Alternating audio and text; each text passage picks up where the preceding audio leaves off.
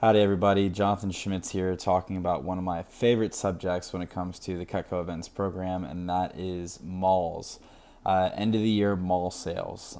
This is something that in our home division in Gulf Coast down in GCK, we tend to do pretty well at. I say last year we did about $150,000 worth of sales in the malls, and we're looking at doing about $200,000 this year. Is the goal. Our average mall output's about $25,000 to $30,000 or so on average. So very excited to bring you guys some of the goods as well too, and some things that have really helped us, including something that really helped us last year. Take one of our top producing malls from what historically produces about $28,000 to $30,000, and taking that to the $61,000 mark for us, which is really huge. So the first thing I would say when it comes to malls, and just a couple of tips, is really getting out in front of the whole thing. Making sure that we're out in front. We're talking to these mall managers, starting these negotiation process sometime in the middle of the summer. It's never too early. Sometime May, June, July, even somewhere in there, going in and building the vision, just saying, hey, we're here with CUTCO. We've been in this mall for forever. We'd love to be back again this year. Or even if it's a new mall, maybe you guys haven't tried out, just saying, hey, we'd love to be here this Christmas. We'd love to work with you guys. And really getting out in front of it, showing them that we're committed to being there and being part of this group, actively having a vision moving forward with them and their mall, and establishing a long-term connection. Paint the vision for them. Let them know, hey, you know what? Our CUTCO corporate office, like the way that we structure contracts, they only let us work for 1 year at a time. But if it's all possible, if we have some success here, we would love to potentially be back for 3, 4, 5, 8, 10 years, even establish a partnership with you guys, establish a client base here in the area, drive customers to your mall during the holidays, and really be here and have a symbiotic relationship that's going to help both of us here moving forward as well too. And so we've had a great experience so far. If you've been in the mall, if not, just paint the vision for what you think the mall could do, and just say, hey, we'd love to be back here year in and year out, and really establish a relationship with you guys and continue working here, especially if you've had a good relationship. Just really emphasizing that and being like, hey, we love you guys. We'd love to be back year in and year out as well. Whenever you go in there with this type of mentality, whenever you go in there and negotiate face to face early and let them know, hey, here's where we want to be, all of a sudden we go from being just a regular vendor to someone that they're excited to see come back year in and year out. This is how you start to build raving fans and people that are excited to be working with you, excited to have you back at their mall every single year, and get to the point where their customers are coming in and asking, hey, where's CUTCO? Right? Where are these guys? Like, we know they're here. We've had a great relationship with them. We've done so well. Where's CUTCO and what's going on there? With that, one thing that I really highly encourage, that really I think is something that we all know is important, but I think it's overlooked, especially during the mall and holiday season, is the location of your booth. I cannot tell you enough how important this is. An excellent example of this: the first 3 years we worked this mall was Post Oak Mall in College Station, Texas. The first 3 years we worked this mall, we produced somewhere between $20,000 up to about $31,000 or so, somewhere in there.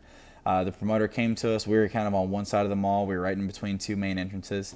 The promoter came to us and said, hey, we got this awesome section. The mall is basically shaped like an L. We got a point for you right at the middle of the L, directly in front of Victoria's Secret and Macy's. What do you guys think?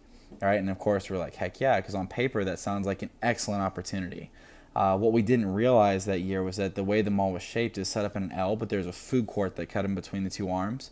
And most people, literally probably 70-80% of people that are going from one side to the other, did not come around that corner. They just cut through the food court and went to the other side. And as a result, that year, our mall produced at $18,000, the lowest it had, even lower than the first year we were in there, and admittedly understaffed with people that weren't as talented at the time. So really making sure, if you have time to go in there before you even sit down and remotely try and negotiate with a mall manager or anyone that's in charge of promotions, making sure hey, go walk the mall yourself, check it out. Is this a mall that people are coming to, right? It's coming to shop at. Is this somewhere people are just kind of hanging around? Gauge traffic as much as you can. Are there nicer stores here? Or is this something that's just, maybe it's okay. It's nothing super special though, or anything like that. Another thing to look at: College Station, Texas is a town of only about 120,000 people. Between it and its sister city of Bryan, there's only about 250,000 people that live there. However, it is the cultural hub for a 60-mile radius around the entire area, meaning that people from all different types of towns will come in and come to that mall and come see you as well. So be on the lookout for that. Be on the lookout for what types of stores are there and who comes to shop at this mall, right? If there's 10 malls in a 5-mile radius, then maybe that's not the one that everybody goes to. Just because it's in a smaller town, though, or maybe a less traveled area of your division, that doesn't necessarily rule them all out. It's really important to go there and actually walk it, check out locations, know ahead of time one, the type of people that are coming there are people coming in from all over, but also have a spot or two picked out in mind, your number one and number two spots already. So that way when you go in and start negotiating with the promoter, even if you've had the same spot for years, if something better comes available, just ask them like, hey, we'd love to give it a shot this year over here. We really think it might be able to boost our performance and our numbers, and we'd be really excited to be there. If we could get that and we could actually have good results here as well too, we'd love to keep coming back year in and year out and be a continued partner with you guys moving forward as well. All this, we go ahead and brings me to my very last point here, in negotiating tables.